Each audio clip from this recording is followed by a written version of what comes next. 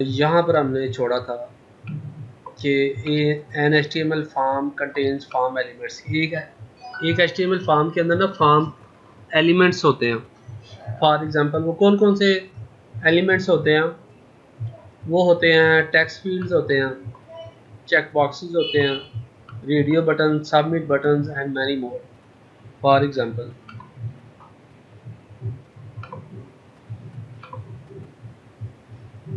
मैं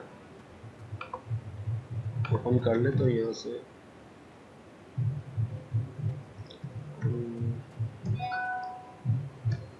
यहाँ पे था फॉर्म 1, ये हमने बनाया। लगता है कोई शादी है आपके घर के पास। जी जी, आपको इंजॉय नहीं कर रहे म्यूजिक? हाँ जी। ठीक है। ये देखें सर, इनपुट टाइप टेक्स्ट तो हमने देखा था पहले। इसको मैं ओपन कर लूँ यहाँ से, लोकल होस्ट फॉर्म 1। इसमें देखें ये एक टेक्स्ट बॉक्स ये है, एक टेक्स्ट बॉक्स ये, दो टेक्स्ट बॉक्सेस हैं। और ये मैंने चेक बॉक्स लगाया। अक्सर साइट्स पे आप देखा होगा, जैसे फेसबुक और साइट्स पे जाते हैं तो वो आपसे ये कहते हैं कि इसको क्लिक करें। क्लिक करेंगे तो फिर ये फॉर्म सबमिट होगा। ये होता है कि उनकी जो टर्म्स और पॉलिसी है उनको एग्री करने के लिए। तो ये चेक बॉक्स होता है, डिफ़ॉल्ट ये पोजीशन होती है। जब आप इसको क्लिक करते हैं तो इसका मतलब होता है कि आप उनकी पॉलिसीज़ को एग्री करते हैं।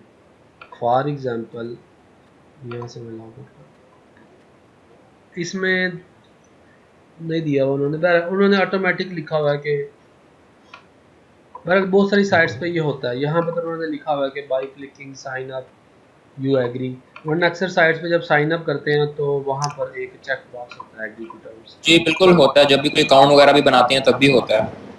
जी, तो ये कहाँ से आता है? इसके लिए आपने क्या लिखना है, इनपुट टाइप चेक बॉक्स, ये लिखा हुआ है। तो इससे ये होगा चेक बॉक्स आ जाएगा। अगर आपने यहाँ पर ब्रेक और एक और आप यहाँ पर लिख दें, तो ये देखें दो चेक बॉक्स आ गए। ठीक है जी। तो एक फार्म जो होता है, जैसे ये पूरा फार्म हम बना रहे हैं, इसके अंदर टेक्स्ट बॉक्सेस भी होते हैं, चेक बॉक्सेस भी होते हैं और ये सबमिट का बटन भी होता है। तो यहाँ पर वो इस लाइन पे, अगर आप इस लाइन पे गौर करें तो इस लाइन में यही कहा जा रहा है कि एक जो HTML फार्म होता है उसके अंदर फार्म एलिमेंट्स होते हैं। तो अब फार्म एलिमेंट डिफरेंट टाइप्स के इनपुट एलिमेंट्स होते हैं, डिफरेंट टाइप के इनपुट एलिमेंट्स। वो कौन कौन से इनपुट एलिमेंट्स? टेक्स्ट फील्ड्स होते हैं, जैसे कि यहाँ पर ये दो टेक्स्ट फील्ड है हमारे पास। उसके अलावा चेक बॉक्सेस होते हैं, जैसे मैंने दो चेक बॉक्सेस यहाँ पर डाले। उसके अलावा ये चेक बॉक्सेस हो गए। उसके अलावा रेडियो बटन होते हैं, रेडियो बटन भी बना लेते हैं। जहाँ तो बने हुए हैं हम इधर भी बना लेते हैं। तो क्या करेंगे, जब आपने रेडियो बटन बनाने हैं, इनपुट टाइप रेडियो, बस इतना आपने लिखना। तो यहाँ पर लिख दें मेल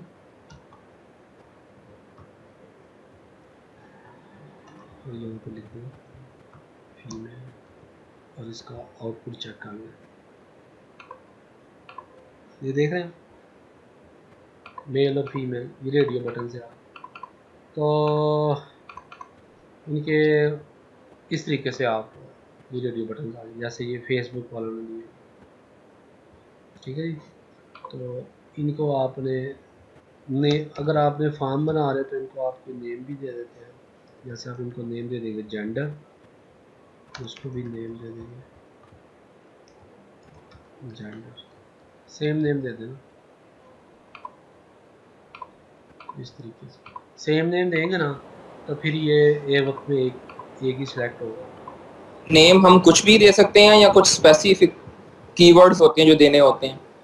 जो मर्जी दे देने। ये नेम वो होगा जो मैंने आपको कल दिखाया था कि जब ये फॉर्म सबमिट बटन के ज़रिए यहाँ पे सबमिट होगा ना, बटन ये क्लिक होगा तो ये एक्शन पेज डॉट PHP पे जाएगा। तो वहाँ पर जाएगा ना, तो वहाँ पर फिर ये जो ये PHP की फ़ाइल होगी वो यहाँ से फिर इस नेम की बेसिस, ये मैं आपको भी करके दिखा देता हूँ। फॉर एग्ज़ाम्पल नेम जेंडर है और इसकी वैल्यू मैं रख लेता हूँ मेल या 1 रख ले, जो मर्ज़ी वैल्यू रख, नेम दोनों का सेम रख। जब आपने ये देखें, ये जो रेडियो बटन्स होते हैं ना, ये होते हैं सिलेक्शन के लिए। फॉर एग्जांपल जब यहाँ से सिलेक्शन लेनी होती है, चॉइस लेनी होती है कि यार आप इन दोनों में से क्या हैं, चॉइस के लिए होता है। तो चॉइस हमेशा याद रखें, कुछ उसको ऑप्शंस दी जाती हैं, उनमें से वो चॉइस करता है। कुछ ऑप्शन हम देते हैं, उसमें से वो चॉइस करता है। तो चॉइस एक ही होती है। अब यानी कि यहाँ पर दो दो ऑप्शन है, लेकिन उसने एक चूज़ करनी है। तो नेम आपने हमेशा इस सूरत में जब ऐसे हो, नेम दोनों का सेम रखना है रेडियो के केस में, ठीक है। तो ये आपने नेम दोनों का सेम रख दिया, और यहाँ पर आपने वैल्यूज़, अब आपकी मर्ज़ी है, ये वैल्यू आप यहाँ पर बंद रखें, जो मर्ज़ी रखें। अभी आपको मैं वो बैकएंड पे ये करके दिखाता हूँ ये कैसे होता है। अगर ये मोबाइल अपना साइलेंट करूँ, ये जो है प्रॉब्लम करेगा।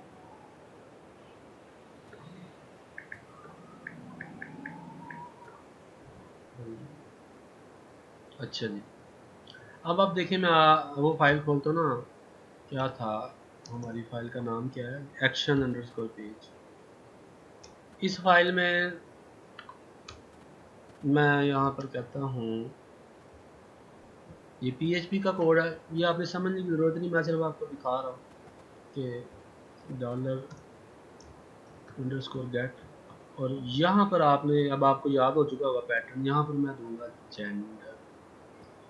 तो जो उसने फॉर्म पे जेंडर सेलेक्ट किया होगा ना, उसकी वैल्यू, ये जो मैंने इतना पार्ट लिखा है, यहाँ पर वैल्यू आ जाएगी। तो मैं कहता हूँ आर।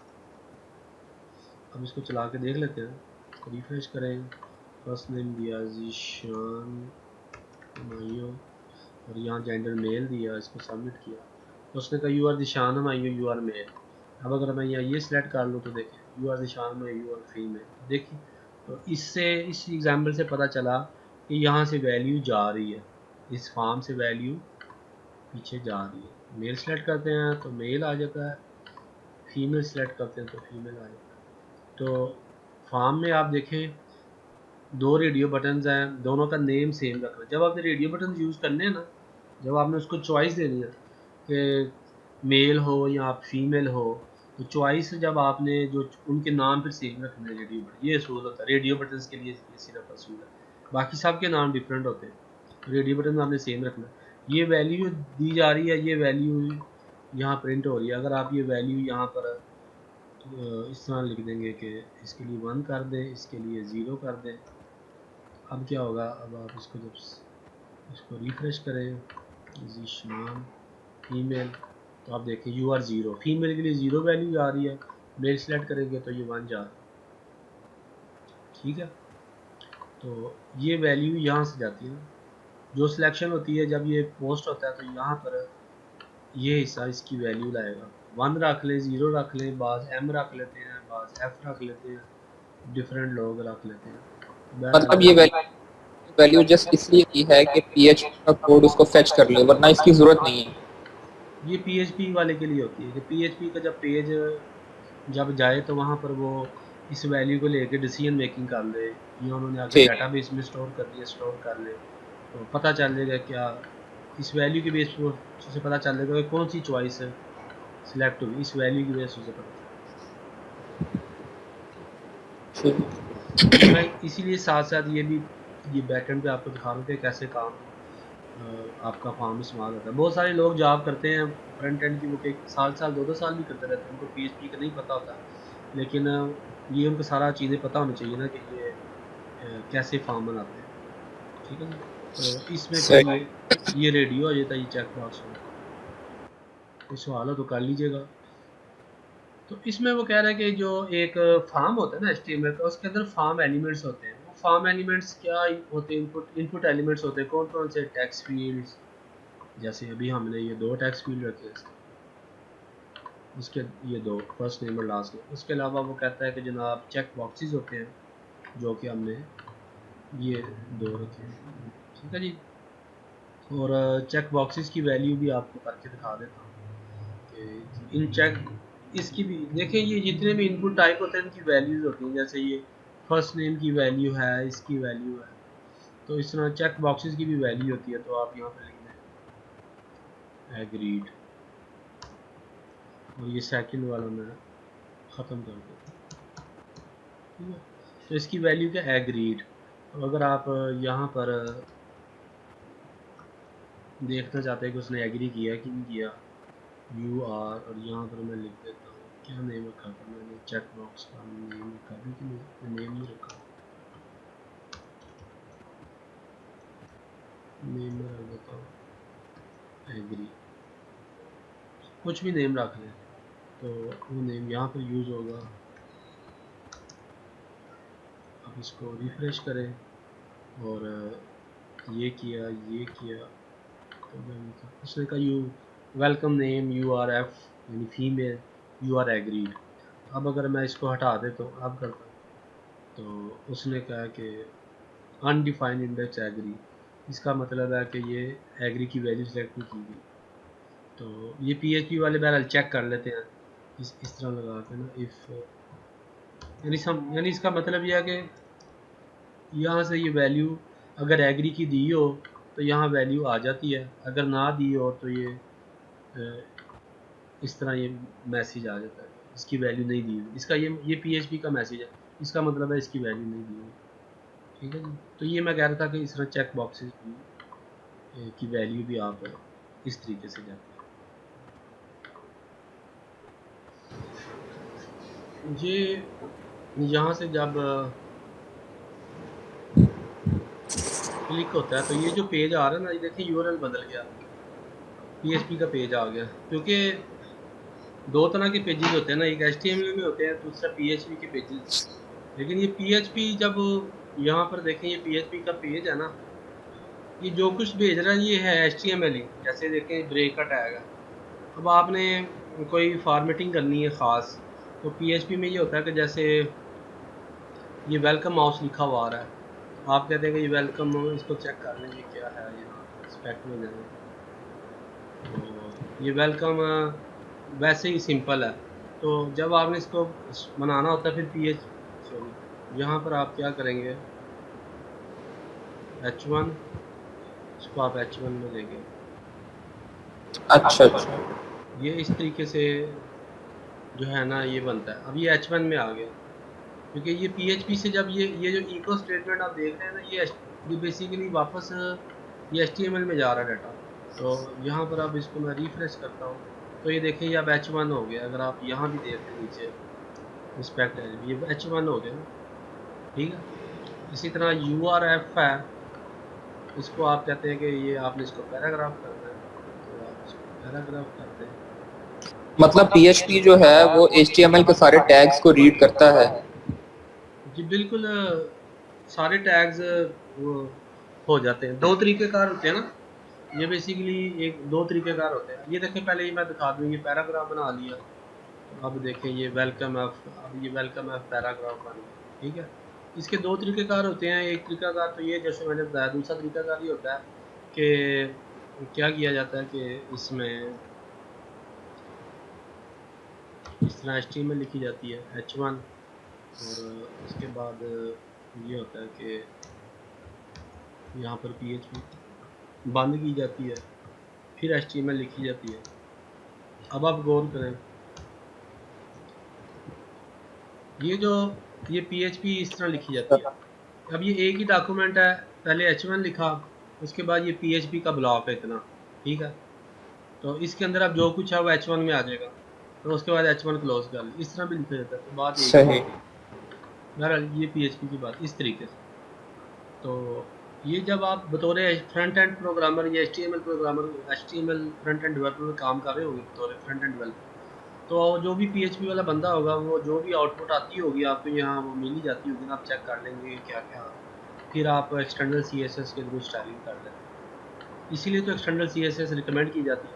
आपको जब पता तो चल गया ये स्ट्रक्चर आ रहा है, आपने देख लिया, या राइट क्लिक करके व्यू पेज सोर्स करके आपने यहाँ से जब स्ट्रक्चर सारा देख लिया,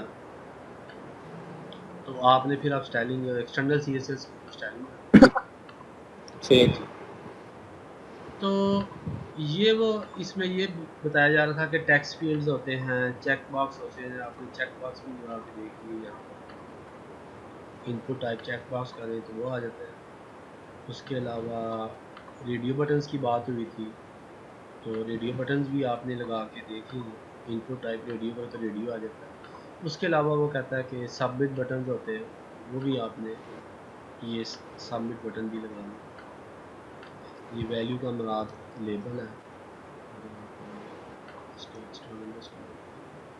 ये सबमिट आ रहा है, रिफ्रेश को ये गो, तो ये सबमिट बटन जो कि ये यहाँ पर इस्तेमाल। अब उसके अलावा उन्होंने कहा कि एंड मोर, और भी बहुत सारे एलिमेंट्स होते हैं फॉर्म के, वो हम पढ़ेंगे इसी हम ज़रा हमने पढ़ने आहिस्ता आहिस्ता। और याद रखिए ये HTML जो फॉर्म्स है ना, ये HTML का बड़ा इंपॉर्टेंट हिस्सा है, बहुत ज़्यादा यूज़ होते ही ज़्यादा ये यूज़ काफ़ी ज़्यादा ये 50% ये फॉर्म यूज़ होते हैं, यानी कि 40% समझ लें, बहर काफ़ी ज़्यादा यूज़ होते हैं HTML फॉर्म्स, क्योंकि अक्सर साइट्स पे फॉर्म्स ही फॉर्म्स होते हैं, तो इसका बड़ा ज़्यादा इस्तेमाल है। तो इसमें उसने बताया कि टैक्स, हमने इसमें इनपुट टैक्स फील्ड्स पढ़े हैं, check box, radio button, submit button, और भी बहुत सारे हम पढ़ेंगे। अब आगे चलते हैं। सबसे पहले इनपुट एलिमेंट है, वो कहता है input element is the most important form element.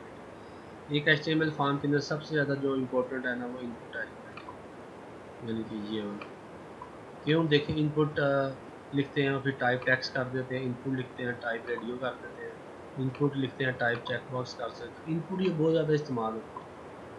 Input type भी देखें सबमिट है,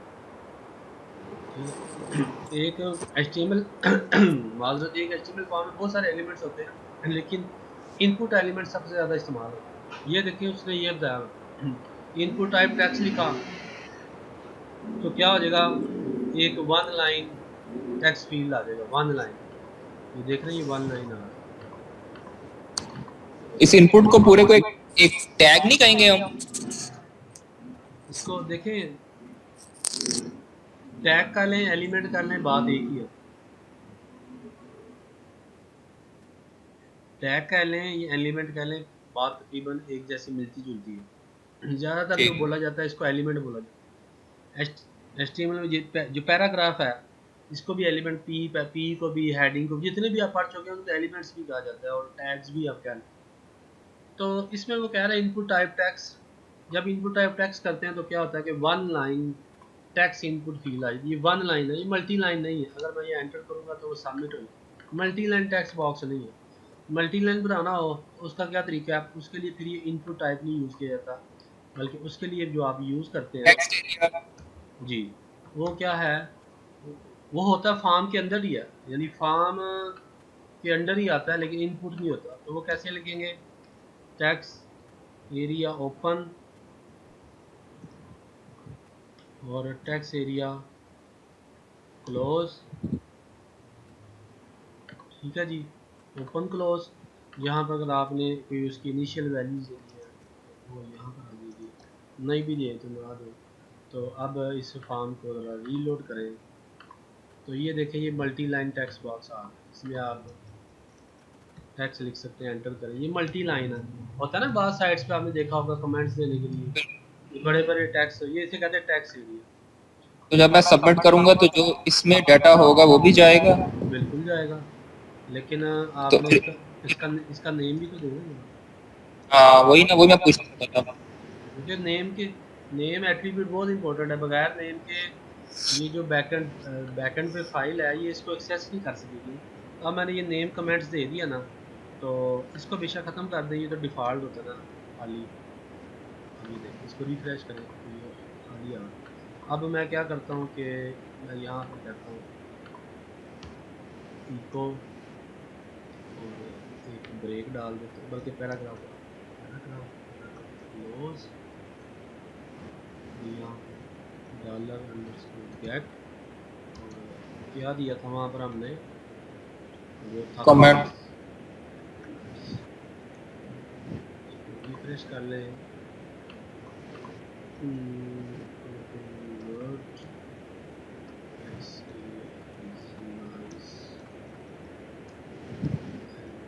चलिए इसको गो करें तो ये देखिए, looking good text area nice है। यहाँ पर कमेंट्स भी वहाँ पर, तो वो वहाँ से जो चीज़ दी होती है वो यहाँ पर। मैं ये करता हूँ कि इसमें इन वैल्यू को कमेंट कर देता हूँ, ये जो रेडियो चेक बॉक्स में क्योंकि इनकी वैल्यूज मिली है। तो यहाँ से देखें, ये देखें looking good tax area nice element. ये आप यहाँ से जो भी फॉर्म से जो भी इनपुट होता है ना वो बैकएंड पे चले जाता है, ठीक है ना। ठीक। तो यहाँ पर वो कह रहा था कि इनपुट टाइप टेक्स्ट करें तो एक one line text input field बनती है, वन लाइन। जब मल्टी लाइन करना हो तो फिर आपने टेक्स्ट एरिया यूज करना। इसी तरह नेक्स्ट आ जाए इनपुट टाइप रेडियो। रेडियो करना, रेडियो आपने अभी देख लिया, ये आपने ये रेडियो लगाया, रेडियो बटन जिस तरह असल में जो रेडियो होता था ना, टीवी से पहले रेडियो होता था, उसके ऊपर ये बटन जिस तरह होते थे गोल गोल से रेडियो, तो वहाँ से इन्होंने टर्म निकाली रेडियो बटन, ठीक है जी। तो कहता है अच्छा, इनपुट इनपुट टाइप टेक्स्ट पे मैं जो वैल्यू देता हूँ वो उस टेक्स्ट बॉक्स में शो हो जाती है, ठीक है। तो टेक्स्ट एरिया में मैं जो वैल्यू दूंगा वो भी उस बॉक्स में शो होगी? शो हो तो रही है। नहीं, वो आपने वैल्यू नहीं दी ना, वो आपने जस्ट वैसे ही जो टेक्स्ट लिखा है वो तो उस बॉक्स में शो हो रहा है। लेकिन अगर मैं वैल्यू का एट्रीब्यूट लगा के कुछ लिखूं तो वो कैसे शो होगा? ये टेक्स्ट एरिया में वैल्यू का एट्रीब्यूट नहीं होता। ठीक है। ये आप कह रहे हैं इस तरह? बिल्कुल। नहीं, इसमें नहीं होता, ये देखें, ठीक है, इसमें नहीं होता। वैल्यू का एट्रीब्यूट सिर्फ इनपुट एलिमेंट्स के साथ होता है या कुछ दूसरा, इसके साथ नहीं होता। वो सिर्फ इनपुट के ठीक। साथ होता है, इसके साथ नहीं होता। इसकी वैल्यू क्या होती है, इसकी वैल्यू यहाँ पर होती है, इसका ज़रा डिफरेंट स्टाइल है, ठीक है। क्योंकि ये वाले जो इनपुट है एलिमेंट्स है ना, ये यही ओपन होते हैं, यही क्लोज हो जाते हैं। लेकिन ये उसी तरह जैसे पैराग्राफ नहीं होता, जैसे आप एक पैराग्राफ लगाएं, ये उसी स्टाइल में है।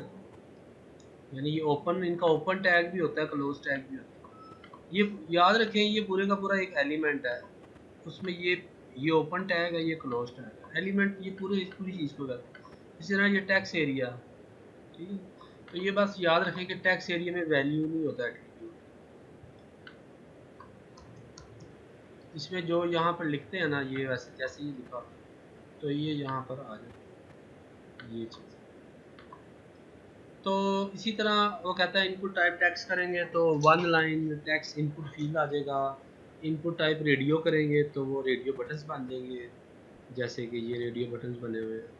इनपुट टाइप सबमिट करेंगे तो एक सबमिट का बटन बन जाएगा फॉर्म को सबमिट करने के लिए, जैसे कि ये आपने बनाया हुआ नीचे सबमिट हो जाता है, ठीक है जी।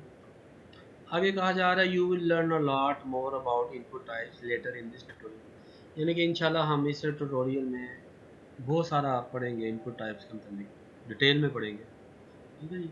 तो जस्ट इसको सम अप दोबारा कर लें। Input type, input element is the most important form element. ये बहुत ज़्यादा इंपॉर्टेंट है क्योंकि ज़्यादा यूज़ यही होता है ना, टेक्स्ट, रेडियो, सबमिट। अगर आप फेसबुक पे जाएं तो यहाँ पर देखें कि ये ऊपर एक फॉर्म है लॉगिन का, इसमें ये भी इनपुट टाइप टेक्स्ट है, इनपुट टाइप टेक्स्ट, ये इनपुट टाइप सबमिट है, ये भी इनपुट है, इनपुट टाइप है, ये भी इनपुट है, ये भी इनपुट है, ये भी इनपुट, ये भी इनपुट। ये इनपुट नहीं है, ये क्या है, सिलेक्ट है। लेकिन ये भी इनपुट है, ये भी इनपुट है, और ये बटन भी है, और ये सिलेक्ट है।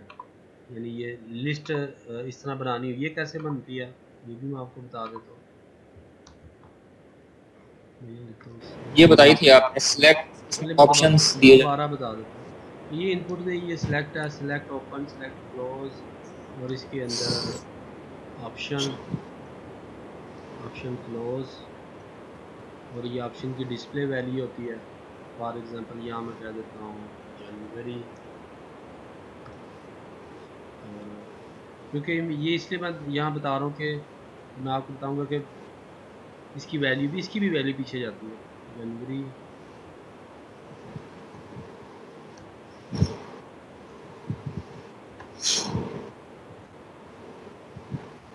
अब ये डिस्प्ले वैल्यू है, यानी अब इसको अगर मैं यहाँ पर रिफ्रेश करता हूँ तो ये देखें सिलेक्ट ईयर के आगे ये डिस्प्ले में 3 वैल्यूज आ रही। इससे पहले एक ब्रेक भी डाल लूँ। अब इसकी वैल्यू मैं चाहता हूँ यहाँ से कोई वैल्यू सेलेक्ट हो तो वो पीछे भी चले जाए बैकएंड फाइल पर, वहाँ वैल्यू में एक्सेस भी कर लो, तो फिर क्या करना पड़ेगा मुझे? मेरा आपसे सवाल है। फर्स्ट ऑफ ऑल आपको इसको कोई नेम देना पड़ेगा। नेम मैं कहाँ दूंगा? यहाँ दूंगा? नेम कहाँ दूंगा? नहीं, सिलेक्ट। जी बिल्कुल, यहाँ मैं इसको, जब भी आप चाहते हैं कि बैकएंड पे फाइल को वैल्यू मिले किसी भी एलिमेंट की, फार्म के किसी भी एलिमेंट की, चाहे वो इनपुट एलिमेंट हो, चाहे टेक्स्ट एरिया हो, चाहे सिलेक्ट हो, या और जो हम पढ़ेंगे, तो याद रखें नेम एट्रीब्यूट मस्ट हो, इसके बाद वैल्यू मिली। यहाँ अब इसका मैं नाम रख देता हूँ मंथ, ठीक है जी। तो अब याद रखें सिलेक्ट के केस में सिर्फ नेम रखने से वैल्यू नहीं मिलेगी, हर ऑप्शन की डिफरेंट वैल्यू होती है। ये नेम तो मस्ट रखना है आपने, लेकिन उसके बाद इसके अंदर ठीक। ऑप्शंस हैं, तो हर ऑप्शन की वैल्यू भी होती है। तो इसकी वैल्यू फॉर एग्जांपल जनवरी की मैं रख देता हूँ JN, और फरवरी की वैल्यू मैं रख देता हूँ FB, जो भी है, और मार्च की वैल्यू मैं रख MA, ये मैंने वैल्यूज़ रखी। तो यहाँ पर फिर मैं इनको वैल्यूज़ को भी उठा लेता हूँ। तो यहाँ पर मैं क्या लिखूँगा, इको, तो सिलेक्ट का मैंने नेम एट्रीब्यूट में क्या दिया था, मंथ दिया था, तो ये मंथ आ गया। अब मंथ दिया था, जो भी इनमें से मंथ सेलेक्ट होगा उसकी वैल्यू यहाँ पर आ जाएगी, देख लें। इसको रिफ्रेश करें, यहाँ से मैंने मार्च सेलेक्ट किया, वो किया, तो अभी लाइन 17 पे एरर है, देख लें, सेमी कोलन निकला। तो ये देखें मार्च आ गया यहाँ पर। अब अगर यहाँ से मैं जनवरी देता हूँ तो देखें ये उसने कहा जनवरी आ गया, और अगर मैं यहाँ से फरवरी देता हूँ, देखो फरवरी आ गया। तो ये मैं कह रहा था कि जब आप सेलेक्ट यूज़ करते हैं लिस्ट बनाने के लिए, तो आपने नेम मस्ट देना है। अगर आप ये नेम नहीं देंगे इस तरीके से, मैंने जैसे नेम खत्म कर दिया, तो इसको रिफ्रेश करता हूँ, तो ये देखिए एरर आ गया। नेम आपने मस्ट देना पहली बात, और उसके बाद ये ठीक। वैल्यूज़ भी देनी है। अगर आप ये वैल्यूज़ नहीं देते तो फिर खाली खाली आ गई। जब एक क्लाइंट हमसे डिमांड करेगा फॉर्म बनाने की, हम्म, हम ये सारी मतलब नेम और वैल्यूज वगैरह उसको सब डाल के देंगे ताकि बैक एंड डेवलपर को आसानी हो जाए। हम्म।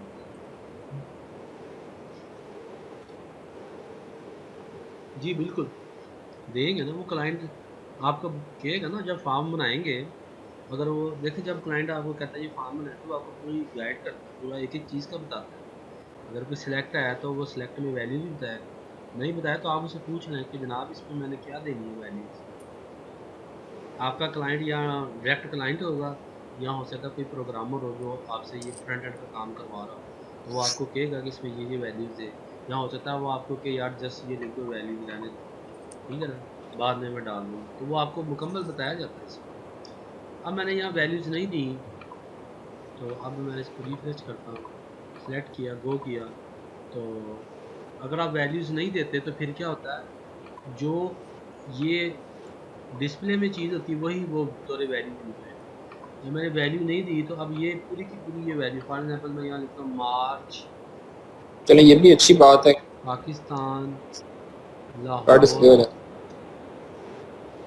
और उसके बाद मैं कहता हूँ लाहौर और स्टेशन फॉर एग्जांपल। अब क्या होगा, अब ये कितनी लंबी वैल्यू आ गई, ये डिस्प्ले में ये आया मार्च पाकिस्तान लाहौर स्टेशन।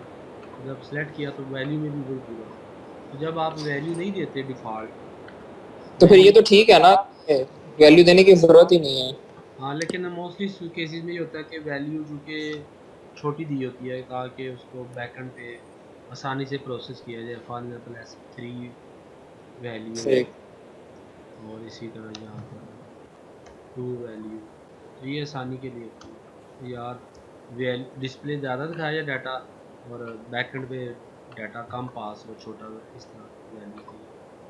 अब ये देखें, ठीक। मैं यहाँ गया, रिफ्रेश किया, ये सेलेक्ट किया, अब उसने मुझे 3 दे दी, अब 3 चली वैल्यू, 3 चली, तो ये हल्का सा फ़र्क है इनमें, ठीक है कि नहीं?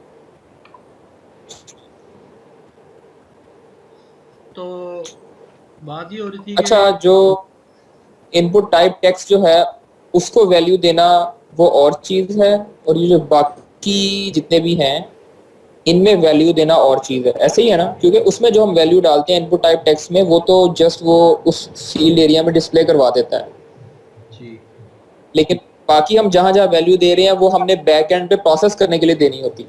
जी जी बिल्कुल ऐसे ही है। ये आपने ठीक। सीखना हर एक का डिफरेंट, इसीलिए तो ये हम ये HTML फॉर्म्स पढ़ रहे हैं चैप्टर्स। हर एक बाकियों के लिए डिफरेंट है। इनपुट के लिए और तरीकाकार है, टेक्स्ट एरिया का अपना तरीकाकार है, सिलेक्ट का अपना है, सब और पढ़ेंगे उनका अपना तरीकाकार है। सारे तरीकाकार आना ज़रूरी है। तो यहाँ पर सही। बात हो रही थी इनपुट एलिमेंट सबसे इम्पोर्टेंट एलिमेंट है, is the most important form element. तो दूसरी लाइन ये है कि input element can be displayed in several ways. बहुत सारे तरीक़ों से ये डिस्प्ले हो जाता है। सिर्फ आपने टाइप बदलनी है तो देखें वही इनपुट एलिमेंट डिफरेंट हो जाता है। For example input type text करते हैं तो वो एक टेक्स्ट बॉक्स बन जाता है, रेडियो करते हैं रेडियो बन जाता है, सबमिट करते हैं तो वो बटन बन जाता है। ये देखिए ये यहाँ पर ये 1 2 3 4 5 6 ये सारे इनपुट ही हैं। ये इनपुट है, इसकी आपने टाइप टेक्स्ट कर दी। ये इनपुट है, इसकी टाइप टेक्स्ट कर दी। ये भी इनपुट है, इसकी आपने टाइप चेक बॉक्स कर दी। ये भी इनपुट है, इसकी आपने टाइप रेडियो कर दी। ये इनपुट नहीं है, ये टेक्स्ट एरिया। ये भी इनपुट नहीं है, लेकिन ये आगे बटन फिर इनपुट है, इसकी टाइप सामने। तो ये वो बात कह रहा है कि इनपुट एलिमेंट को आप डिफरेंट सेवरल वेज में डिस्प्ले कर लेते हैं, सिर्फ आप उसकी टाइप एट्रीब्यूट के जरिए। ठीक है जी, ठीक। आगे चलें। ये देखें टेक्स्ट इनपुट। जब आप इनपुट टाइप टेक्स्ट करते हैं तो क्या होता है, वन लाइन, ये चीज़ बड़ी इंपॉर्टेंट है, वन लाइन इनपुट फील्ड हो जाती है। मल्टी लाइन करना तो टेक्स्ट एरिया। तो ये एग्जांपल भी दी हुई है, इसको चेक कर लें। इसमें क्या किया, एक फार्म इसके अंदर एलिमेंट रखा गया। ये फार्म ओपनिंग टैग है, ये क्लोजिंग टैग है। इसके अंदर input type tags name, first name. अब आपको बखूबी अंदाज़ा भी हो चुका है कि ये नेम एट्रीब्यूट आप क्यों लगाते हैं बैकएंड में प्रोसेस। वो अलहदा बात है कि इस एग्जांपल में उसने फार्म के साथ भी बैकएंड फाइल नहीं दी हुई, क्योंकि उसका मकसद सिर्फ समझाना है ना, वरना यहाँ पर जी। फाइल मस्ट होती है अक्सर, क्योंकि वो उस वरना फ़ायदा क्या फार्म का, अगर वो डाटा लेके उसको कुछ करना ही नहीं। अगर यूज़र से इनपुट ले लेनी है और उसके बाद उसको कुछ करना नहीं, तो वो यूज़र का टाइम ही वेस्ट किया ना। ये एक्शन में नॉर्मली ये चीज़ दी होती है, यहाँ उसने नहीं दी क्योंकि वो समझाना चाह रहा है। तो वो कह रहा है इनपुट टाइप टेक्स्ट की, तो ये टेक्स्ट बॉक्स बन गया। फिर इनपुट टाइप टेक्स्ट की तो ये दूसरा टेक्स्ट बॉक्स बन गया। ठीक है, तो ये सिंपल एग्जांपल, ये तो आपको माशाल्लाह एक्सपर्टीज हासिल हो चुकी है। तो ये वो कहता है ये ऐसा दिखेगा, यानी कि ये जो कोड है, अगर आप ये जितना कोड जब ये चलता है, चलने के बाद ये इस तरह दिखेगा ब्राउज़र। ठीक है जी। तो उसके बाद एक नोट उसने लिखा हुआ है, कहता है the form itself is not visible. कहता है ये जब बनता है ना, तो ये आप देख रहे हैं फॉर्म, जब ये फॉर्म लिखते हैं तो कोई आपको विजिबल चीज़ नज़र नहीं आती कि फॉर्म लिखा है, कोई ब्लॉक बन गया, कोई बॉर्डर बन गया, ये होता इनविजिबल है। अगर आप नोट करें, जब आप ये फॉर्म एट्रीब्यूट लगाते हैं, हमने भी जहाँ पर ये फॉर्म बनाया तो इसके अंदर एलिमेंट्स नज़र आते हैं, ये नज़र नहीं आते। ये वो बात कह रहा है कि ये फॉर्म खुद विजिबल नहीं होता, बल्कि इसके अंदर जो चीज़ें होती हैं वो विजिबल होती हैं। ठीक है ना। लेकिन लिखने वाले ने, जो HTML का डेवलपर है, फ्रंट एंड डेवलपर है, उसको पता होता है कि मैंने ये लिखा है। तो ये यहाँ वो बात कर रहा है कि ये खुद विजिबल नहीं होता, लेकिन इसके अंदर चीज़ें विजिबल होती हैं। दूसरी बात, ये पॉइंट लिखा हुआ है, also note that the default width of A text field is 20 characters. कहता है इनपुट टाइप टेक्स्ट करेंगे जैसे ये बनाया, तो इनकी डिफ़ॉल्ट विड्थ कितनी होगी, 20 कैरेक्टर्स। 1 2 3 4 5 6 7 8 9 10। 1 2 3 4 5 6 7 8 9 10। डिफ़ॉल्ट, हाँ, ये विड्थ लिखने की विड्थ नहीं है, बल्कि ये विड्थ, ये जो नज़र आ रही ना आपको इतनी विड्थ, जी मैं समझ गया। समझ गए। यानी कि अगर जी। इसमें मैं 1 2 3 4 5 6 7 8 9 10, 1 2 3 4 5 6 7 8 10 देख रहे हैं, यहाँ पर इसकी ये जी। विड्थ पूरी हो गई। तो वो कह रहा है कि डिफ़ॉल्ट विड्थ इसकी इतनी होती है। तो अगर आपने ये चेंज करनी हो फॉर एग्जांपल ये हमारी मिसाल है, फर्स्ट नेम और लास्ट नेम को स्टाइल बड़ा करना हो तो क्या करेंगे? स्टाइल एट्रीब्यूट लगा के यूज कर। जैसे CSS के थ्रू करेंगे तो क्या कर सकते हैं? मैं ऐसा करता हूँ कि मैं यहाँ हेड में CSS लगा लेता हूँ, ठीक, ठीक है। पहले तो उसको आईडी देनी पड़े, मैं आईडी के बगैर ही करना चाहता हूँ। सारे इनपुट्स को हो जाएगा।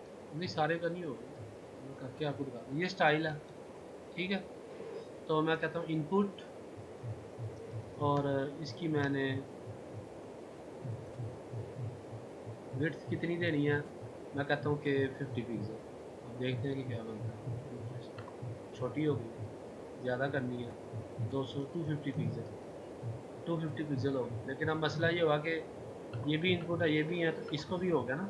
देख रहे हैं ये चीज़ इनकी भी ज़्यादा हो गई, और ये जी बटन की भी हो गई, है ना। जी, तो ये तो प्रॉब्लम है ना। फिर आईडी देंगे। तो अब क्या सोल्यूशन है? या आईडी दे दें, या कोई और हम जी सोल्यूशन भी निकाल सकते हैं, वो देखते हैं कोई और सोल्यूशन है तो वो निकालते हैं। अभी प्रॉब्लम ये है कि मैं अगर यहाँ पर 500 करता हूँ, 550 करता हूँ, तो सारे फार्म की हो गई है, इनकी भी हो गई है, इनकी भी हो गई है, सारा बिगड़ गया फार्म। तो ये तो नहीं काबिल कबूल ना। इसके लिए एक तरीकाकार ये है कि यहाँ आप यहाँ पर आईडी लगा लें, ये जो इनपुट टाइप टैक्स हैं, या क्लास लगा लें, या एक और हल भी होता है कि आप कहते हैं यहाँ पर इनपुट टाइप टैक्स। अब क्या हुआ, जब मैंने ये वाली फनकारी यूज़ की तो इससे क्या होगा कि अब ये जो स्टाइल लगेगा ना, ये सिर्फ किन पे लगेगा? इनपुट, टेक्स्ट एरिया, सिर्फ टैक्स टेक्स्ट वालों पे बॉक्स। लगेगा। तो ये CSS में बड़ी इस तरह की चीज़ें होती हैं, वो इंशाल्लाह आप CSS पढ़ेंगे ना तो वो काम बड़ा आपका आसान हो जाता है। ऐसी बहुत सारी चीज़ें आपको मिल जाएंगी। अच्छा, अभी अभी जो आपने हमें HTML सिखाई है उसमें हमने काफ़ी CSS भी सीखी है, ठीक है। जी जी। तो वो हमने CSS का कितने परसेंट सीखा है, उसमें कोई रफ आइडिया हो आपको? मेरा ख्याल है कि वो बस 10% होगा। अच्छा, ये देखें ना, अगर आप यहाँ पर जाएं, क्योंकि भाई अरसलान भाई मसला ये है कि मेरी एक शुरू से आदत है बाल की खाल उतारना, चीज़ों को डिटेल से करना। प्रॉब्लम यह है कि पाकिस्तान में जो इंस्टीट्यूट या जो लोग करवा रहे हैं, वो करवाने के बाद बंदा काम के काबिल नहीं होता, वो बस कहता है मैंने पढ़ ली है सब। इसलिए ये देखें, बिल्कुल। ये CSS के पूरे चैप्टर्स हैं, ये देख रहे हैं। तो ये हम पढ़ेंगे ना, देखें ये अच्छा, ये एनिमेशन इसी चीज़ में आती हैं? चीज़ ऐसे करें कि करने के बाद आपको जॉब मिल जाए या काम मिल जाए, फिर ही फ़ायदा। आप बिल्कुल करने के बाद म्यूस ही ना फैले, बल्कि मोटिवेशन पैदा हो, आपको जॉब मिल जाए, आपको काम मिल जाए, आपके 6 महीने लग जाए, 8 महीने लग जाए। लेकिन अगर वो करने के बाद आप घर बैठे पार्ट टाइम आराम से 25 से 50 हज़ार कमा लेते हैं, तो फिर आपके अंदर मोटिवेशन पैदा होगी। आप कहते हैं यार मैं और चीज़ें सीखूंगा, मैं PHP भी सीखूंगा। आहिस्ता आहिस्ता फिर आप अपने आप को पावरफुल करते हैं, बिल्डअप करते हैं। तो ये ज़रूरी है कि बिल्कुल। बहुत कम ट्यूटर ऐसे मौजूद हैं जो प्रैक्टिकल काम करवा रहे हैं, प्रैक्टिकल रियल। प्रैक्टिकल से मुराद है कि जो हकीकतन बताते हैं, फेक नहीं बताते हैं, वरना फेक लोग करवा देते हैं उसके बाद वो फेक है। तो ये आपको डिटेल से CSS करनी पड़ेगी। ये देखिए इसमें काफ़ी सही। काफ़ी चैप्टर्स हैं, काफ़ी ज़्यादा हैं। अभी तक हमने जितनी की है वो तकरीबन 10% आप समझ लो। सही। तो ये मैंने इसलिए किया कि मेरी आदत है, मैं ऐसा ऐसा चीज़ें ऐड करता जाता हूँ। तो आप, हमारा इशू ये था कि हम चाह रहे थे कि यहाँ पर इसकी विड्थ इंक्रीज कर देना, तो लेकिन ये हुई नहीं, बोला क्यों नहीं हुई? इनपुट,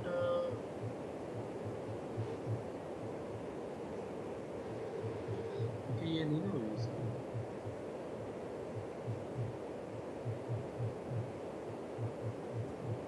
इसमें गलती क्या है? टेक्निकल बोल गया, सिंटैक्स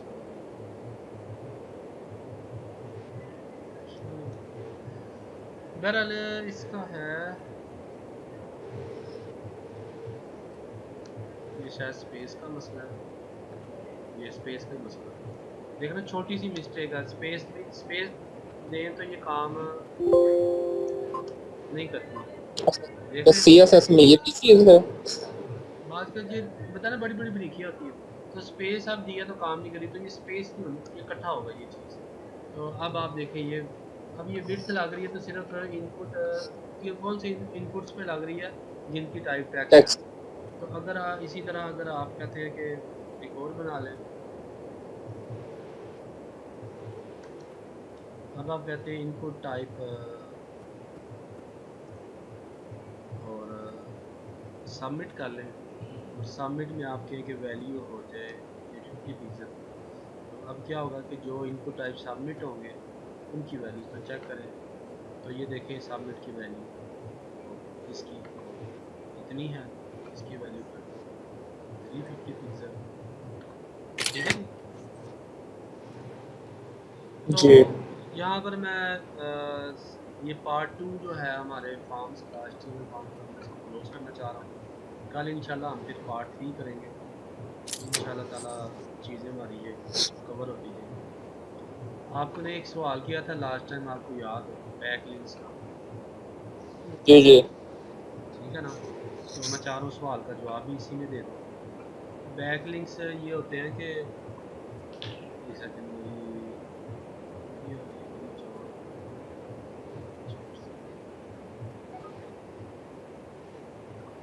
अच्छा जी। बैक लिंक्स ये होते हैं कि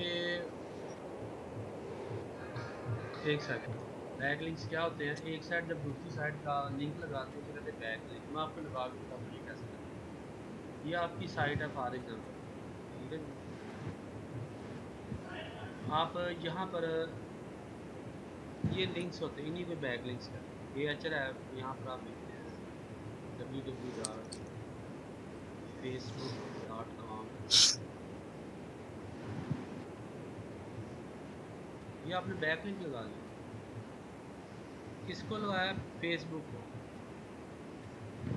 ये जो आप लिंक लगाया, जब इस पर क्लिक करेंगे तो इसको इस तरह लिख देते हैं,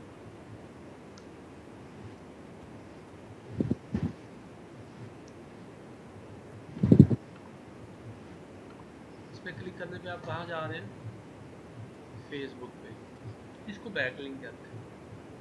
कि अब अगर कोई शख्स के, अब फेसबुक को लिंक किया गया आपकी साइट से, तो इसको बैक लिंक कहते हैं। अब वो क्लाइंट आपको कह रहा था उसको 100 बैक लिंक्स चाहिए, यानी उसकी साइट को 100 और साइटों ने अपनी साइट के ऊपर उस साइट को लिंक किया हो। फॉर एग्जांपल फ़र्ज़ करें ये मेरी साइट है लर्न वेब लाइव। पहले मैं बताता हूँ कि लगते कैसे, फिर बताता हूँ इसका बेनिफिट क्या होता है। मेरी ये साइट है लर्न वेब लाइव, मैं कहता हूँ कि मेरी इस साइट को ना 100 अच्छी साइटें लिंक करें। ठीक है, फॉर एग्जांपल ये साइट है तो यहाँ पर मेरी साइट का लिंक लगाओ यहाँ पर, इस तरह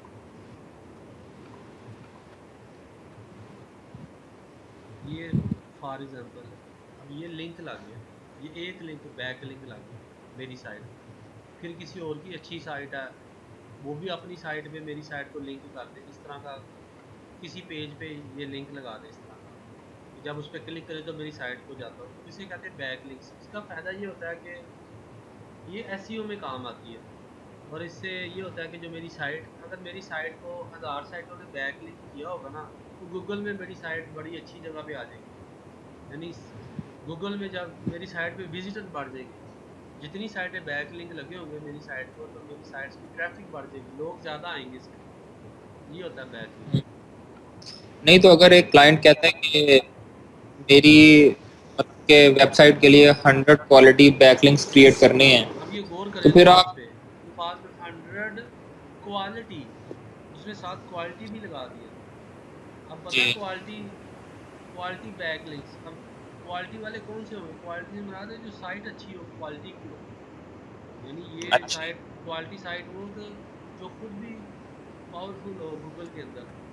तो ये नहीं कि वो साइट बस ऐसी फजूल सी साइट हो जिस पे कोई बंदा भी ना आता हो, साइट में कोई कंटेंट भी ना हो, तो वो आपसे क्वालिटी साइट कह रहा है। अब आप पहले क्वालिटी 100 क्वालिटी साइट्स ढूंढेंगे, फिर उन पर लिंक्स लगाने के लिए आपको उसके ओनर से रब्ता करना पड़ेगा, ये मुश्किल काम है। मेरा इसमें आपको मशवरा है कि आप इस साइड पे ना जाएं, आप डेवलपमेंट में, ये डेवलपमेंट का काम नहीं है। नहीं नहीं, मैं वैसे ही असल में जब उसने वो ये पोस्ट की थी ना, तो जब उसने बैक लिंक्स की बात की तो मेरे माइंड में आया कि लिंक तो हम एचरेफ के जरिए लगाते हैं। ये वही है, ये तो वही है। हाँ, लेकिन पूरे पूरे प्रोसेस का नहीं पता था। मैंने कहा चले आपसे पूछूं ये होता क्या है, पूरा इसलिए प्रोसेस मैंने यही फिर है पूछा। कि वो चाहता है कि उसकी साइट ज़रा ट्रैफिक ज़्यादा आ जाए। जब 100 क्वालिटी, 100 वो आपसे लगवाएगा, 100 किसी और से लगवाएगा, 100 किसी और से, वो 1000 साइटों से लिंक करवाएगा, तो उन 1000 साइटों से उसको ट्रैफिक मिलेगी। उसकी साइट, गूगल उस साइट को पसंद करता है जिसके बैक लिंक्स ज़्यादा हों। गूगल फिर वो सर्च इंजन में भी उसका बड़ा फ़ायदा होता है। समझ आ गई? तो ये काम एसईओ एक्सपर्ट करता है, बैकलिंक्स क्रिएट करने ये वाला। एसईओ का काम है, ये एसईओ की फील्ड है। एसईओ की फील्ड पूरी एक फील्ड है। तो कंप्यूटर जिस तरह देखे डॉक्टर होते हैं मुख्तलिफ, कोई दांतों का डॉक्टर स्पेशलिस्ट है, कोई आई का होता है, कोई कान का होता है, ईयर का होता है, कोई इस तरह मुख्तलिफ होते हैं। तो कंप्यूटर में फील्ड्स हैं। तो मेरा मशवरा ये होता है जब न्यू कमर्स आते हैं कि एक फील्ड में महारत हासिल करें, उसमें पैसे कमाएं, फिर दूसरी फील्ड में जाएं। अगर आपने एसईओ सही। करना है तो एसईओ भी पहली तो बात है, लोग आपके एसईओ में पैसा बड़ा खाएंगे ट्रेनिंग के नाम पे, पैसा बहुत खाएंगे। 50,000 60,000 रुपये आपसे ट्रेनिंग के नाम पे उन्होंने ले लेना। वो आप साल 2 साल खपेंगे उसमें, ठीक है। उसके बाद भी पता नहीं क्या बनता है। तो लेकिन जो भी फील्ड है उसमें महारत हासिल करनी है, क्योंकि कंपटीशन का दौर है। इसी तरह फ्रंट एंड डेवलपमेंट में है, आप जो चीज़ करें ना आजकल असूल है कि उसमें कोई महारत हासिल करें, उसी में काम करें, उसी में जॉब लें, और इंशाल्लाह काम मिल जाता है। लेकिन आजकल दौर ऐसा है, कंपटीशन का दौर है, स्पेशलाइजेशन का दौर है। आपको स्पेशलाइजेशन करनी पड़ती है। अगर आप इस HTML फ्रंट एंड की फील्ड में है तो आपकी HTML CSS JavaScript jQuery bootstrap Photoshop ये चीज़ें आप इस महारत हासिल कर लें 6 महीने 8 महीने लग जाए, लेकिन उसके बाद आपके पास एक हुनर आ जाएगा लाइफ टाइम। एक हुनर होता है, और हुनर से आप उसमें पैसे भी बन जाते हैं। और कोई सवाल तो बिल्कुल। निकालते हैं। नहीं बस ठीक है। चलिए ठीक है, ज़बरदस्त हो गया। कल इंशाल्लाह फिर इसी टाइम हम दोबारा सेशन करेंगे लाइव। तो मैंने बताया था ना इंशाल्लाह लाइव लेक्चर्स होंगे, वीडियो का रिकॉर्डेड अब नहीं है। तो कल ठीक हम है। इसी HTML फॉर्म्स पार्ट 3 को हम इंशाल्लाह करेंगे। और कल हम स्टार्ट करेंगे, आज हमने क्या किया है, यहाँ पे क्लोज़ किया था,